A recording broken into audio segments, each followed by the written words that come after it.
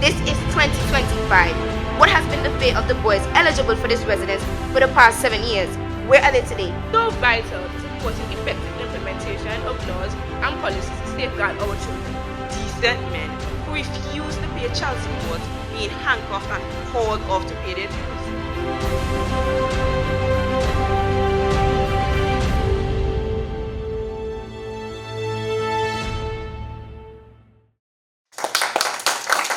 Good evening, everyone, and welcome to this our fifth encounter in round one of the Caribbean Union Bank Intersecondary School Debate Series.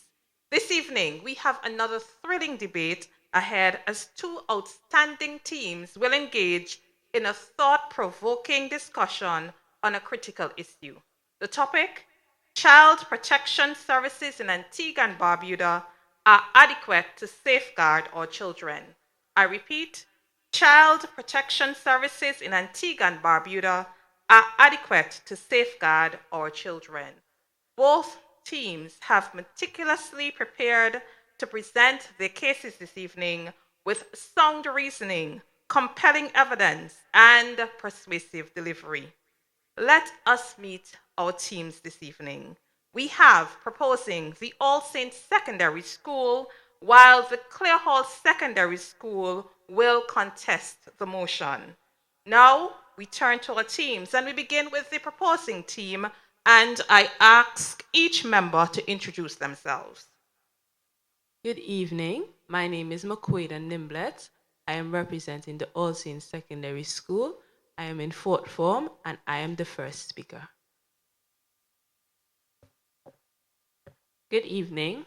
My name is Mackenzie Nimblet. I'm representing the All Saints Secondary School. I'm in fourth form and I'm the second speaker. Good evening. My name is Zahara Shepherd. I'm representing the All Saints Secondary School. I'm in fourth form and I'm standby for the first speaker. Good evening. My name is Enrica Allen. I'm representing the All Saints Secondary School. I'm in fourth form and I'm the second standby speaker. Please give a round of applause for Team All Saints Secondary.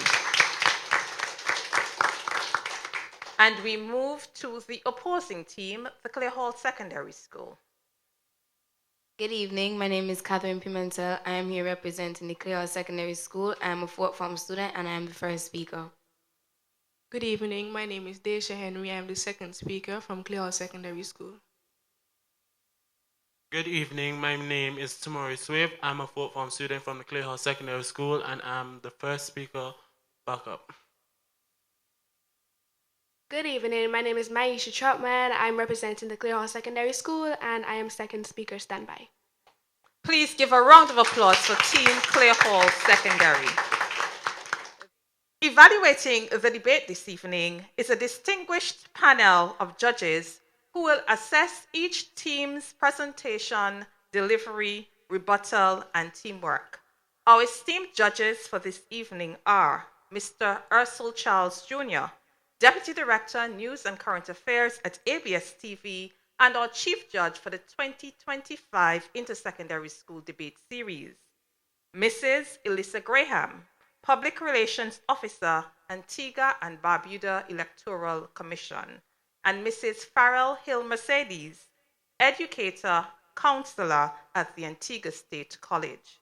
And this evening, serving as our alternate judge is Mr. Gavin Emmanuel, Director of the National Archives. Please give our panel of judges a round of applause. And as customary, each evening, I remind you, our listening and viewing audience, and our studio audience as well, that our judges' decision is final. Let's move to the debate format. Each team consists of two speakers. The first speaker from each side will have 5 minutes to present their arguments, while the second speakers will have 3 minutes. A bell will ring once at the 4-minute mark and twice at the end of the 5 minutes mark for the first speakers. For the second speakers, a bell will sound once at the 2-minute mark, followed by twice at the conclusion of the 3 minutes. The rebuttals will follow the same pattern where 3 minutes are allocated to each speaker. Our official timekeeper for this evening is Miss Aisha Lynch. Now, let's begin the debate. But before we do so, we pause to hear a word from our sponsor, Caribbean Union Bank, and when we come back, you will hear from our debaters.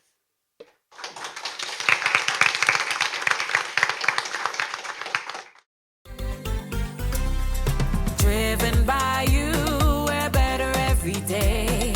Driven by you, together a brighter way. Caribbean Union Bank, you matter to us. Caribbean Union Bank, our people, our purpose. Every day at Caribbean Union Bank, we are committed to creating the kinds of products and services that you want and need.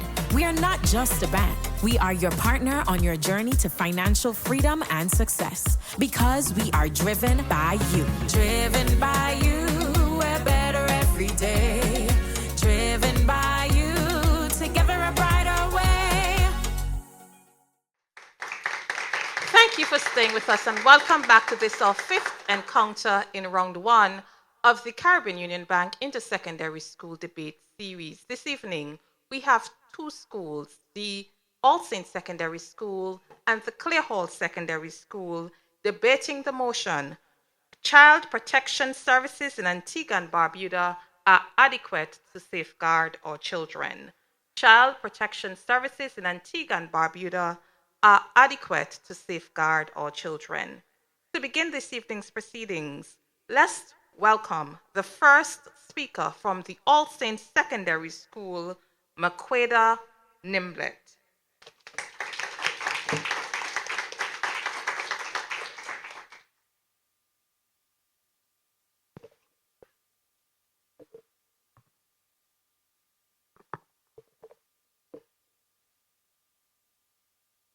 Madam Moderator, distinguished judges, esteemed opponents, fellow students, listening and viewing audience, good evening.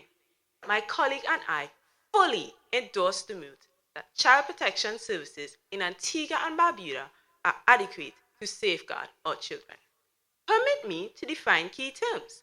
According to Science Direct 2025, Child Protection Services, also known as CPS, refer to a governmental agency responsible for investigating reports of child maltreatment, determining whether child abuse or neglect has occurred, and intervening to ensure a safe environment for the child.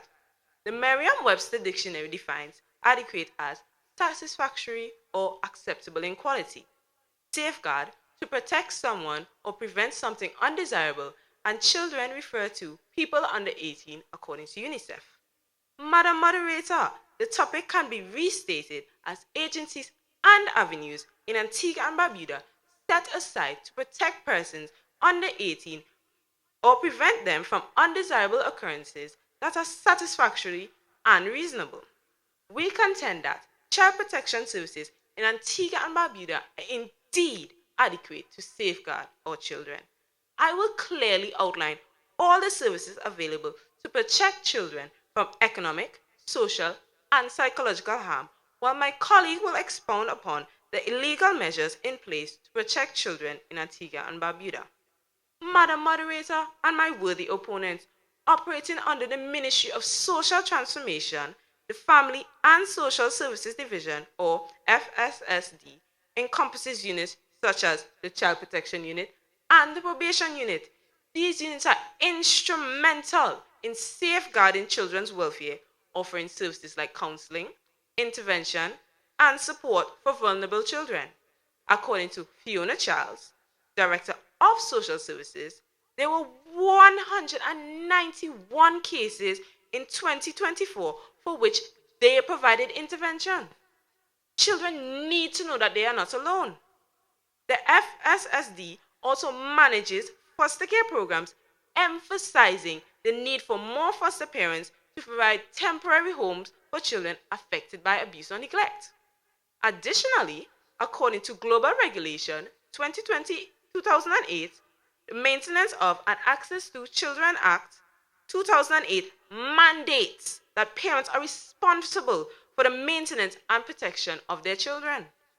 It provides legal frameworks for maintenance orders, ensuring that children receive necessary financial support. How often have we heard of stories of decent men who refuse to pay child support being handcuffed and hauled off to pay their dues? Child protection services are satisfactory. Furthermore, my worthy opponents, the Antigua and Barbuda Social Security Board, ABSSB, administers various benefits that indirectly support children, such as maternity benefits for mothers and sickness benefits for insured individuals. Children indirectly benefit from these economic resources. My worthy opponents, CPS offers adequate services to safeguard children in Antigua and Barbuda through effective social services.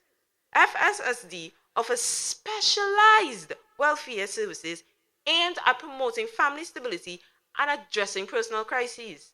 The Directorate of Gender Affairs encompasses units such as the Child Protection Unit and the Probation Unit, focusing on safeguarding children's rights and well-being. Madam Moderator, their contact is 463-5555 for those that need these services.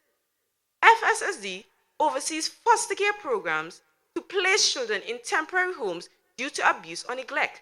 This initiative empowers children to understand and advocate for their rights within their communities, promoting awareness and proactive involvement for child welfare issues. According to Smith, 2024, in the article, Antigua and Barbuda recommit to the Convention on the Rights of the Child, the Child Rights Ambassadors Program, SDG 16. Madam Moderator and my worthy opponent, in Antigua and Barbuda, safeguarding the mental well-being of our youth is not merely a legal obligation, but a moral imperative that shapes the future of our nation. The services provided safeguard the psychological well-being of our children in Antigua and Barbuda. The economic child protective services in Antigua and Barbuda, as well as the social and psychological welfare of our children, are satisfactory. Protection which prevents them from harm. There are legal frameworks that are more than adequate to safeguard our nation's children. My colleague will expound upon this in her argument. I thank you.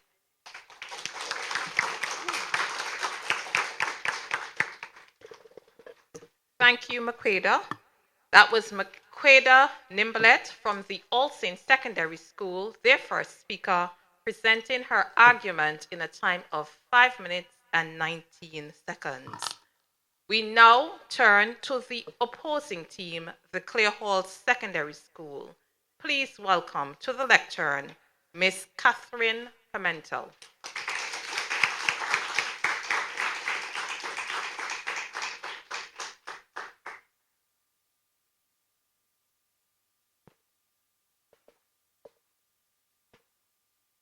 My colleague and I are here to oppose the motion. Child protection services in Antigua and Barbuda are adequate to safeguard our children.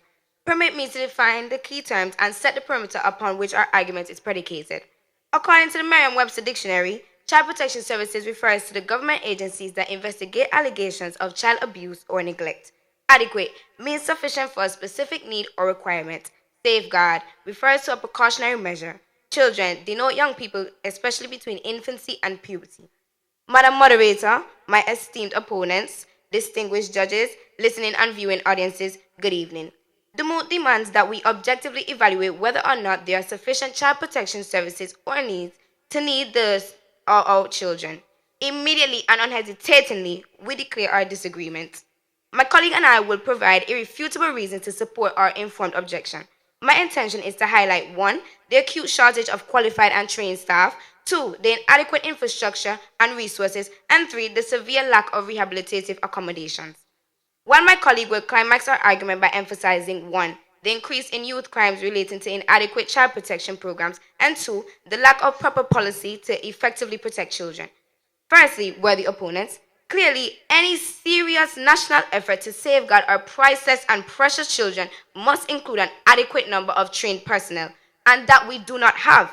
Honorable judges, are you aware that the Child Welfare Division, only 8 workers comprise the staff complement?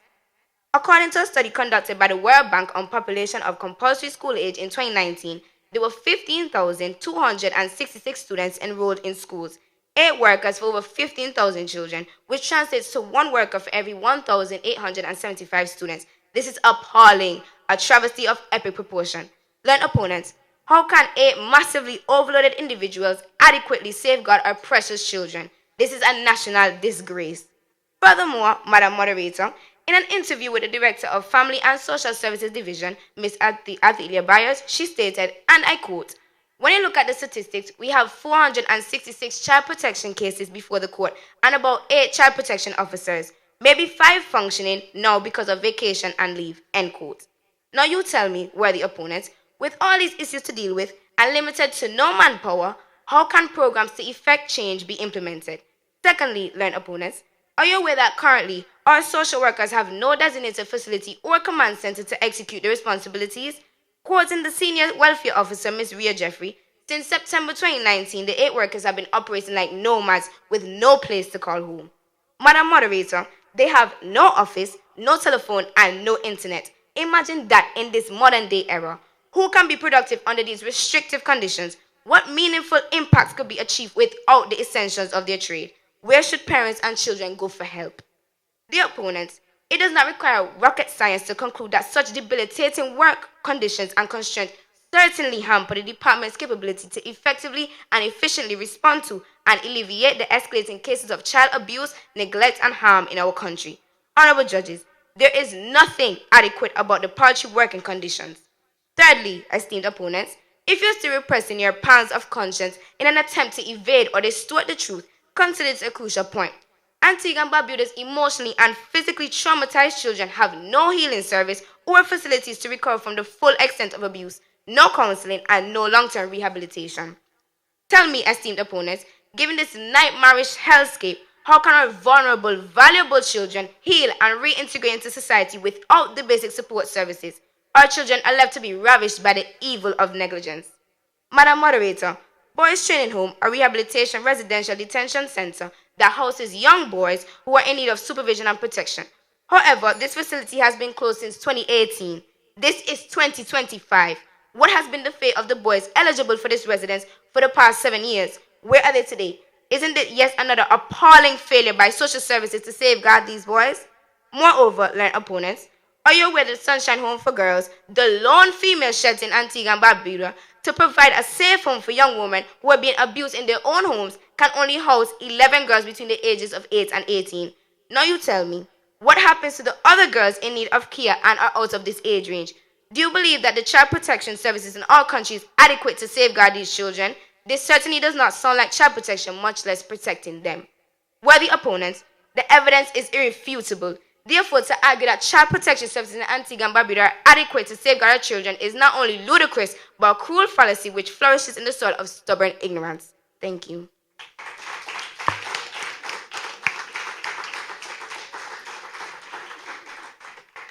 That was Catherine Pimentel, the first speaker from the Clear Hall Secondary School, presenting her argument in a time of 4 minutes and 55 seconds. With the first round of speeches completed, we are now ready to hear from our second speakers. And we begin with the second speaker from the proposing team, the All Saints Secondary School. Kindly welcome Miss Mackenzie Nimblet.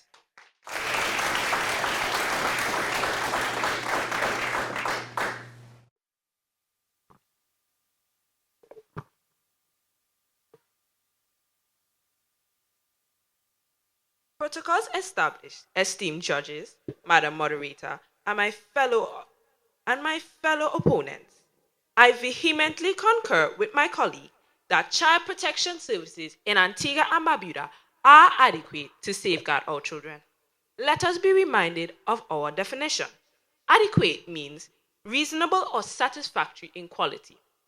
According to the Global Regulation 2004, the cornerstone of this framework is the Child Care and Protection Act of 2003, which provides for the establishment of a child care and protection agency, the licensing of child care facilities, and the maintenance of appropriate standards in respect of their operations. In 2015, the Child Justice Act was enacted, raising the criminal responsibility from 8 to 12 years, and introducing child-friendly institutions and restorative justice approaches. This act emphasizes accountability and harm repair. I reiterate, harm repair rather than punishment, reflecting a progressive stance in juvenile justice.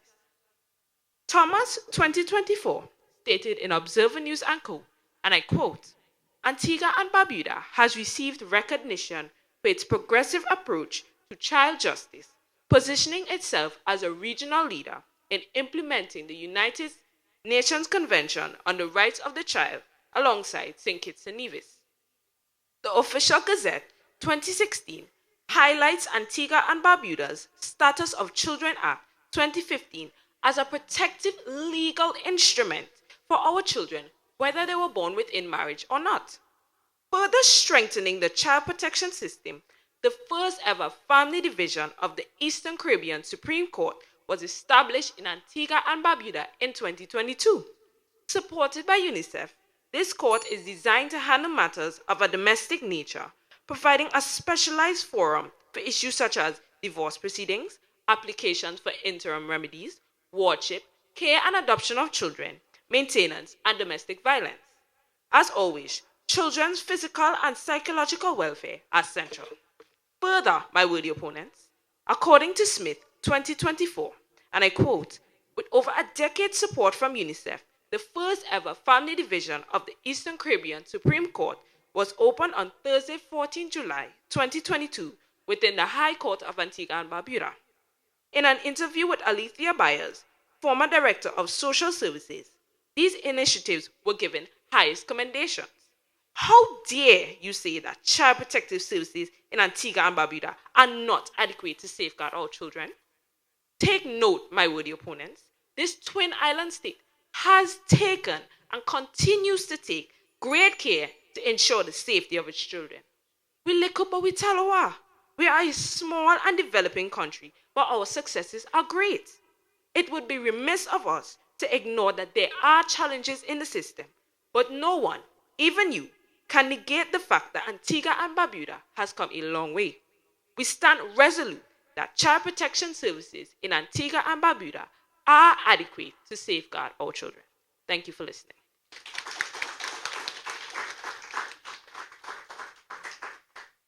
Thank you, Mackenzie. That was Mackenzie Nimblet from the proposing team, the All Saints Secondary, presenting her argument in a time of 3 minutes and 29 seconds.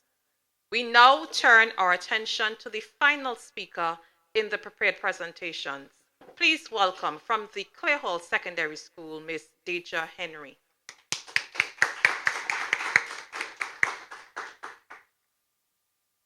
Permit me to adopt all protocols previously observed. Good evening. I rise in full support of my colleague in defending our argument. Child protection services in Antigua and Barbuda are not adequate to safeguard our children. I will further consolidate our position by addressing how the youth crimes are related to inadequate child protection programs and the lack of policies to effectively protect our children. Firstly, it is a foregone conclusion youth violence has been on the rise in the recent years. Madam Moderator, in a startling revelation in the 2024 interview with ABS, the Attorney General and Public Safety Minister, Honorable Sedboy Benjamin, stated an alarming 85% of crimes in the country are now committed by minors. This statistic is shocking.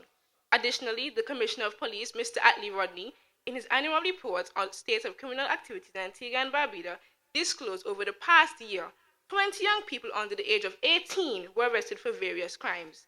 Madam Moderator, these troubling statistics should raise concerns about the welfare of the young people in the country. I dare say this should be treated as a national emergency.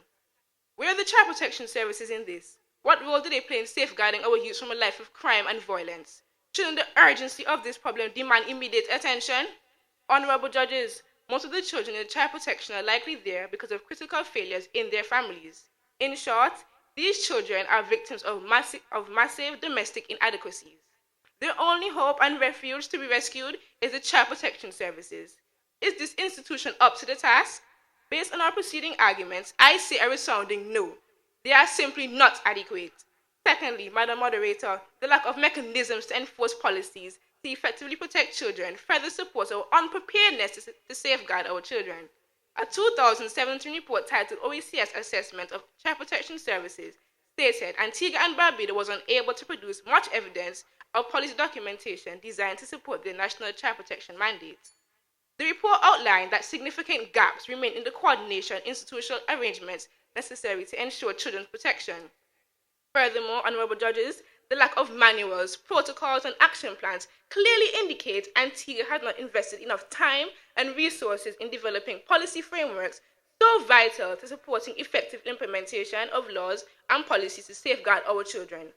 Moreover, my opponents, the same OECS report, lamented the lack of policy was reflected by the measly delivery services. Seriously, what safeguard are we referring to? Dear opponents, there is no practical safeguards in place. No evidence of efficient systems management to inform rehabilitative decisions and actions. I would venture against to state the operating environment of CPS is so descendant, we need more than safeguards. We need guardrails to rescue our children from careening into the abyss of self-destruction. Learn opponents, what are we doing? Does this reflect that we are adequately prepared to safeguard our children? The evidence is there. The facts are overwhelming. Is this really debatable? I rest my case.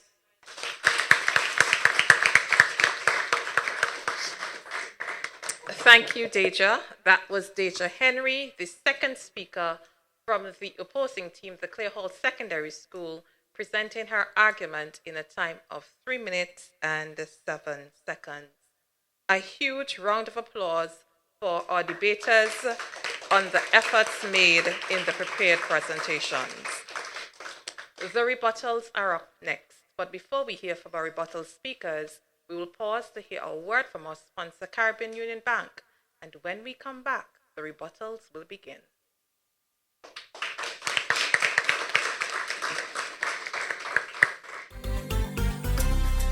Driven by you, we're better every day. Driven by you, together a brighter way.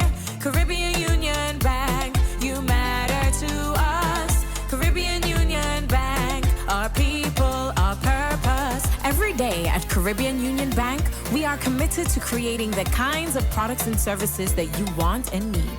We are not just a bank. We are your partner on your journey to financial freedom and success. Because we are driven by you. Driven by you, we're better every day. Driven by you, together a brighter way. Welcome back to this our fifth encounter in round one of the Caribbean Union Bank Inter-Secondary School Debate Series. In this evening's encounter, we have two teams, the All Saints Secondary School, who is proposing, and the Clare Hall Secondary, who is opposing. And the moot this evening being debated is child protection services in Antigua and Barbuda are adequate to safeguard our children. We are at a rebuttal stage where speakers will challenge and critique the arguments put forth by their opponents.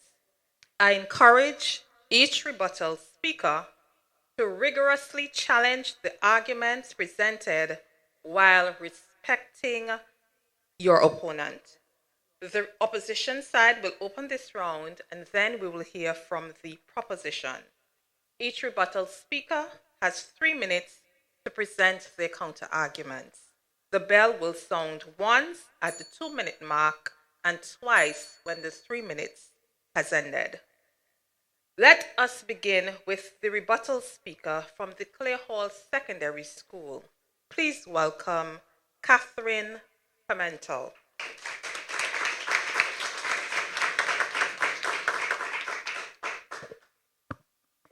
Good evening once again, Madam Moderator, distinguished judges, viewing audience, and our opponents.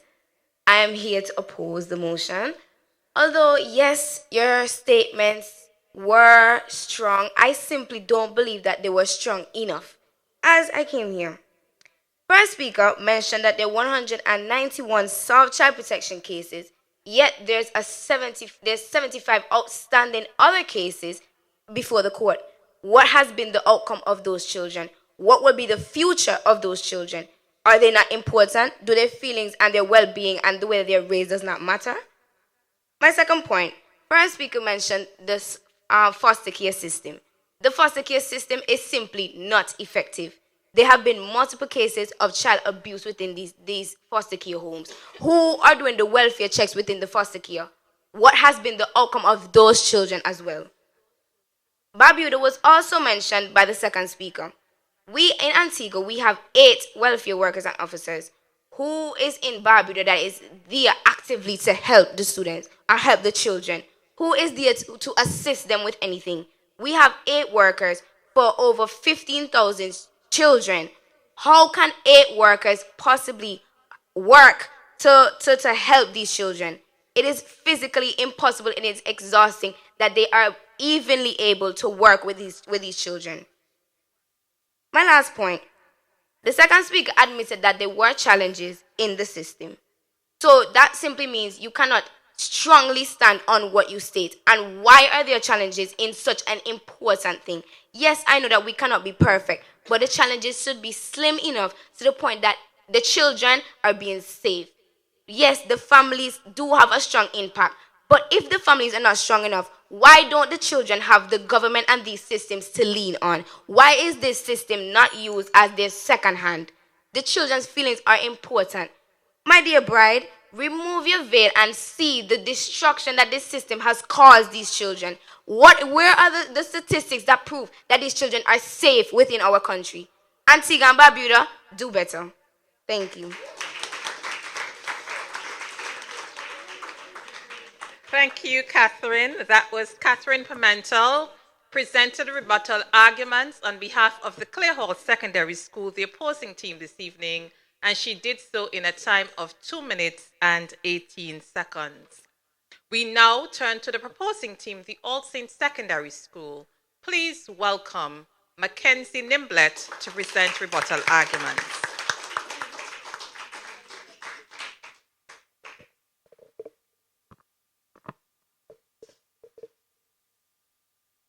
Madam Moderator, distinguished judges, esteemed opponent, listening and viewing audience, good evening.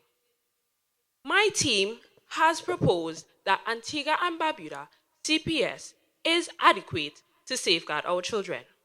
After listening to my opponents, I agree there are flaws in the system, but as a developing country, I agree that we are adequate enough to provide a safe environment for our children.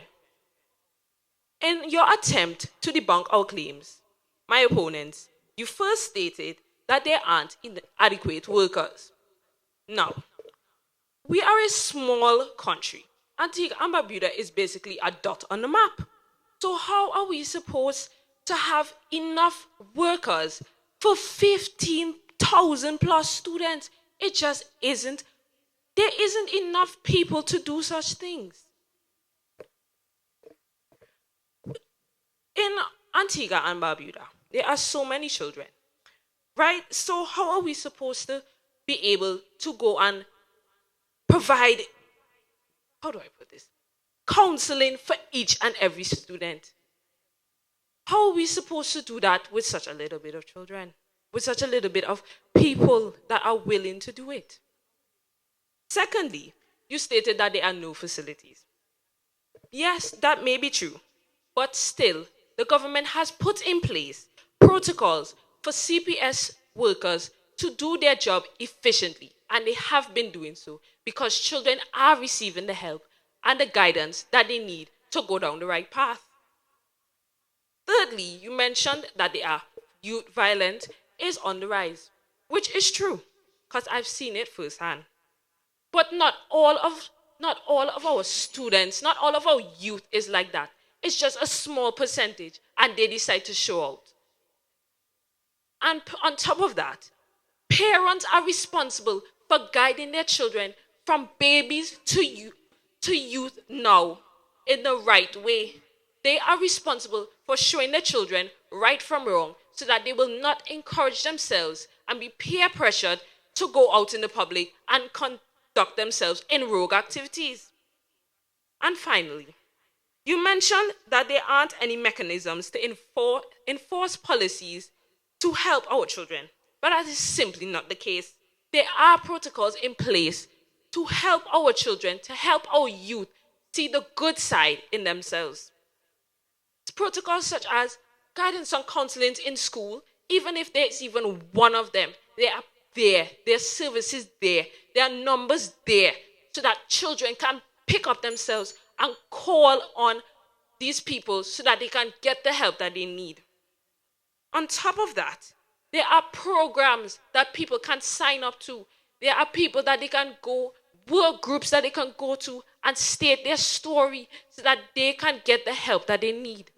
So even though that there are flaws in the system, even though that we are a small and developing country, CPS has proven to all of us that they are still adequate and capable of doing the things that they need to do to help ensure the safety and protection of children in Antigua and Barbuda. Thank you for listening.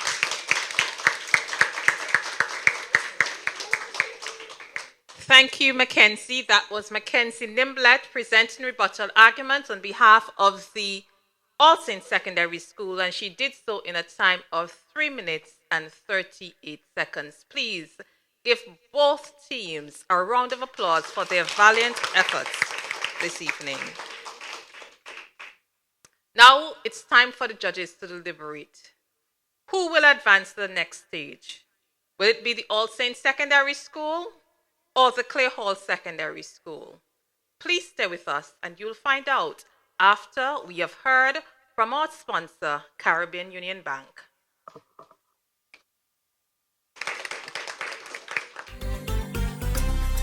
Driven by you, we're better every day. Driven by you, together a brighter way. Caribbean Union Bank, you matter to us. Caribbean Union Bank, our people, our purpose. Every day at Caribbean Union Bank, we are committed to creating the kinds of products and services that you want and need. We are not just a bank. We are your partner on your journey to financial freedom and success because we are driven by you. Driven by you, we're better every day. Driven by you, together a brighter way. Fifth encounter in round one of the Caribbean Union Bank Inter-Secondary School Debate Series. Ladies and gentlemen, you have witnessed a debate this evening between the All Saints Secondary School and the Clay Hall Secondary School. And we are now ready to hear our judges' decision. Please join me in welcoming to the podium Mrs. Elissa Graham to present the judges' report and to announce the winner of this evening's encounter.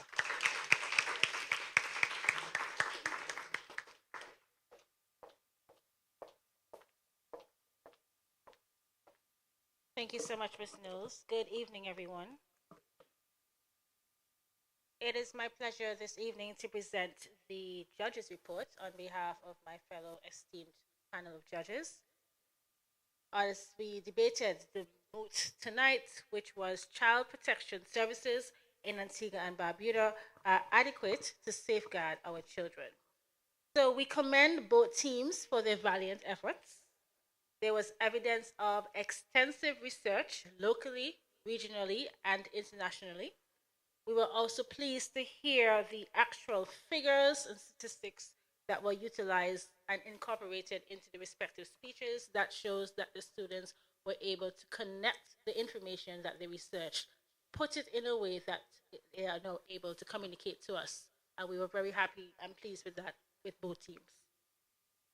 We were also pleased with the attempts to limit the reliability on the script. There were still some speakers who didn't have the eye contact as we were looking forward for, but there was an increase in the attempt to limit the amount of times that persons were looking down on the script, therefore symbolizing that they were not necessarily familiar with the scripts. So definitely we want to encourage trainers as well as students to practice. We are not saying that you have to come up here and ad lib or just basically be visibly memorizing your speech, but at least be able to connect with the information. So in the event that you make a mistake, you are able to remember that sometime while you were researching, this is basically exactly what it is you're trying to communicate. Additionally as well, we would like to encourage persons to research both sides of your topic. In order to have an effective rebuttal, you must be able to know each side of the topic. Sometimes the proposition or the opposition, whichever way, it may be a little bit hard depending on the information and the angle that you're taking, but at least have 2, 3, 4 points maximum for a rebuttal. So at least when you present your rebuttal, you're able to show that you would have adequately researched the topic and, of course, have a sound rebuttal. Additionally, as well, recall your points. And this goes for both teams as well. It is important to remember the points that you had inside of your speech so that you can adequately counter the points that your opponents have and therefore making the rebuttal even more effective. Just one challenge that we had with both teams tonight that I would like to identify, and that is the absence of a clearly identified structure for the rebuttals. Yes, it was structured. However, persons just came up and just started to say, okay, you said in your speech, you said in your speech. You did not necessarily outline and said, okay, this is what we're going to target in the respective speeches. So both teams, that is a way to improve as well in terms of identifying exactly what it is that you're going to be speaking about in your rebuttal. And you have 3 minutes. So you don't have to think, oh my goodness, I have to rush and finish on the 3 minutes. You have your maximum time of 3 minutes to take it and use it responsibly. We would just also like to remind persons and remind teams about pronunciation. That is very, very important. We had 2 issues tonight with 2 words, and my fellow judges would like me to ensure that I mention this. The word is era, and the word is violence. So those 2 words we had some mispronunciations with, and we do have teachers on our panel, so I made sure that I came and spoke on their behalf in that regard. So now we have gotten all of the formalities out of the way. We move on to what you are patiently waiting on. So now for the better speakers. The better speaker for the All Saints Secondary School is Mackenzie Nimblet. Congratulations. The better speaker for the Clear Hall Secondary School is Catherine Pimentel. Congratulations. Now, the best overall speaker is Catherine Pimentel from the Clear Hall Secondary School. I will now move on to the final aspect of my duty tonight to announce the scores. The Clear Hall Secondary School amassed 77 points, while the All Saints Secondary School scored 66 points. Congratulations to the Clear Hall Secondary School, the winner of tonight's encounter. Thank you.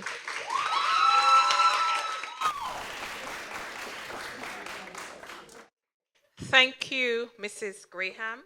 And I also want you to join me in giving a round of applause to our panel of judges for so ably adjudicating this evening's encounter. Please give our judges a round of applause. Time to congratulate the better speaker on the side of the proposition, Mackenzie Nimblet, and the better speaker and best overall debater this evening from the side of the opposition, the Clear Hall Secondary School, Miss Catherine Pimentel. And congratulations to the Clear Hall Secondary School for advancing to round 2.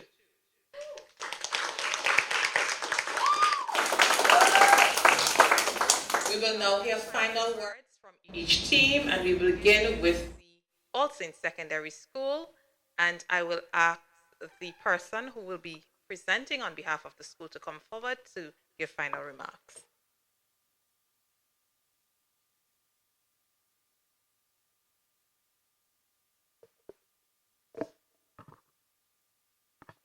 Good evening to you all. Thank you for the opportunity to come and debate.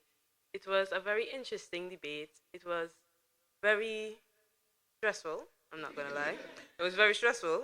There was a lot of practices every day, long hours, and it taught me a lot of things, I'm not going to lie. It taught me how the economics in this country run. It taught me on how this country needs to be better. It taught me on how to be better as a debater and as a person in general.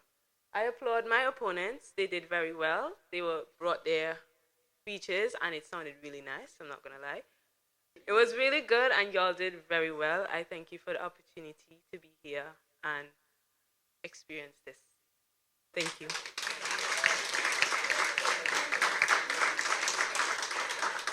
Thank you, Maqueda.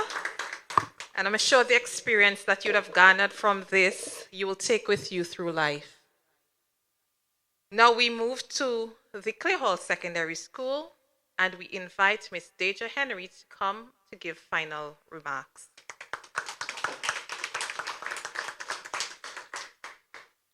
Good evening, everyone. I would firstly like to thank the Almighty for bringing us all here and for making this debate possible. This debate was very thought-provoking, but we got through it. I would like to thank my teachers and Ms. Richardson for coaching us through this for the past couple of days, weekends, hours, long practices, everything. And my opponents, thank you for being here. And my colleague, Catherine, she did very amazing. And my classmates and schoolmates, thank you for being here to support me.